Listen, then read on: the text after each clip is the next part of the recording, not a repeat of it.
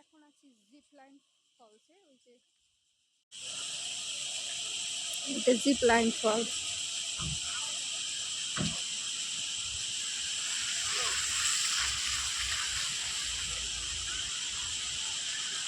এটা যা বললো যে এই জলটা বর্ষাকালে অনেক বেশি থাকে, কিন্তু এই জলটা একদম ডিরেক্টলি খাওয়া যায়।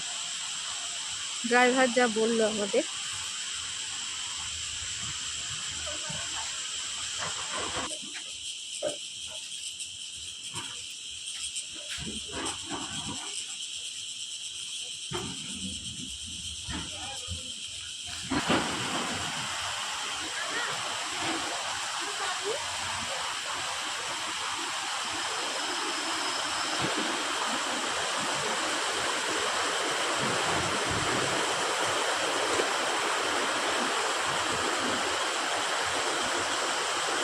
জলটা এদিক দিয়ে আসছে।